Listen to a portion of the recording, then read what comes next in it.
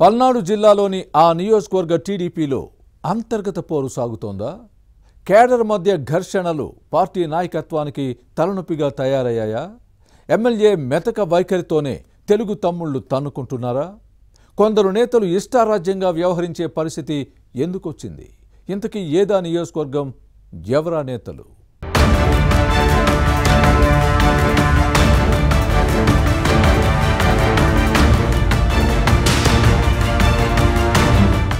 ఆంధ్రప్రదేశ్లో కూటమి ప్రభుత్వం అధికారంలోకి వచ్చిన 2 నెలల వ్యవధిలోనే టీడీపీలో కుమ్ములాటలు ప్రారంభమయ్యాయి. పల్నాడు జిల్లా నర్సారావుపేట పౌరుషాల పోరుగడ్డ.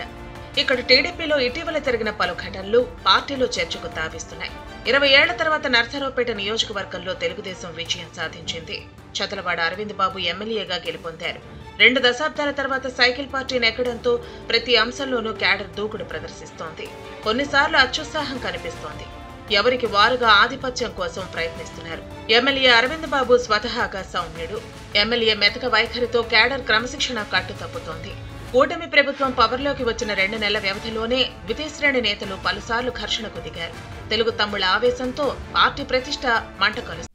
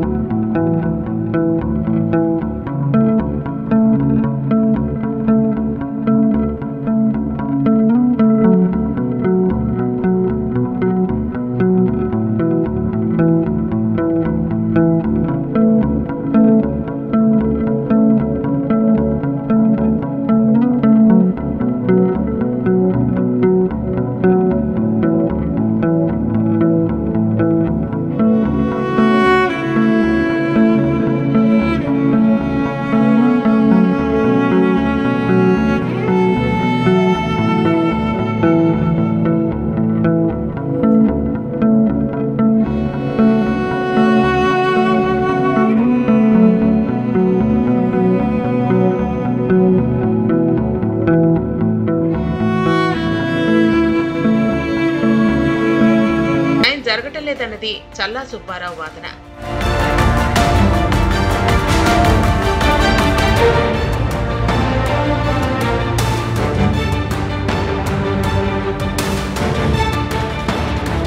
మరోవైపు నర్సరావుపేట ప్రకాష్ నగర్ లోని డాక్యుమెంట్ రైటర్ ఆఫీస్ దగ్గర టీడీపీ నేతల మధ్య ఇటీవల వాగ్వివాదం జరిగింది. పార్టీలోని ఇరు వర్గాల మధ్య కేబుల్ వివాదం నేపథ్యంలో పరస్పరం కేసులు నమోదయ్యాయి. ఆర్యూబీ దగ్గర ఎన్టీఆర్ విగ్రహావిష్కరణ తర్వాత ఓ నేత పని కట్టుకుని శిలాఫలకాన్ని తొలగించడం వివాదాస్పదంగా మారింది. మున్సిపల్ కార్యాలయ అనుమతి లేకుండా శిలాఫలకాన్ని మార్చడం సరైన పద్ధతి కాదన్నది టీడీపీలోని ఓ వర్గం వాదన. అయితే ఎన్టీఆర్ విగ్రహం దగ్గర రైలింగ్ ఏర్పాటు చేశారు. శిలాఫలకం మరొక చోట ఏర్పాటు చేసుకోవాల్సింది పోయి ఉన్నదాన్ని తొలగించి కొత్తది పెట్టడం విమర్శలకు తావిచ్చింది.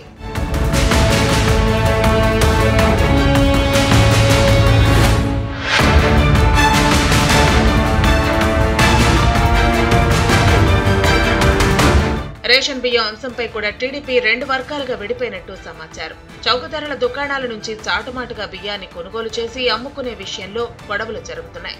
రేషన్ రైస్ పై రగడ కొనసాగుతున్నట్లు పార్టీలో ఇంటర్నల్ టాక్. దీన్ని నివారించే ప్రయత్నాలు జరగటం లేదన్న వాదనలు ఉన్నాయి. దీంతో నేతల మధ్య నెలకొన్న అంతర్గత పోరు బహిర్గతం అవుతోంది. తొలిసారి ఘర్షణ జరిగినప్పుడే నేతలు సరైన చర్యలు తీసుకుని ఉంటే ఇప్పుడు ఈ పరిస్థితి వచ్చి ఉండేది కాదన్నది తెలుగుదేశం నేతల అభిప్రాయం.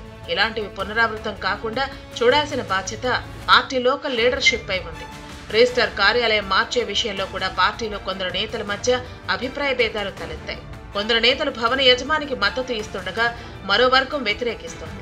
ఈ ఆఫీసును మార్చాలని ఎమ్మెల్యే చదలవాడ అరవింద్ బాబు కలెక్టర్కు వినతి పత్రం ఇవ్వటాన్ని భవన యజమానికి మద్దతు ఇస్తున్న వర్గం జీర్ణించుకోలేకపోతోంది.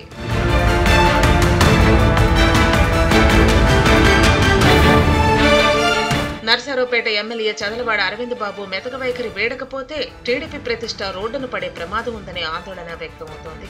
పార్టీ ప్రయోజనాలను దృష్టిలో పెట్టుకుని కట్టుతప్పుతున్న క్యాడర్ను కంట్రోల్ చేసేందుకు కఠిన వైఖరి అవలంబించాల్సి ఉందనేది పొలిటికల్ పరిశీలకుల భావన. ఏం జరుగుతుందో చూడాలి మరి.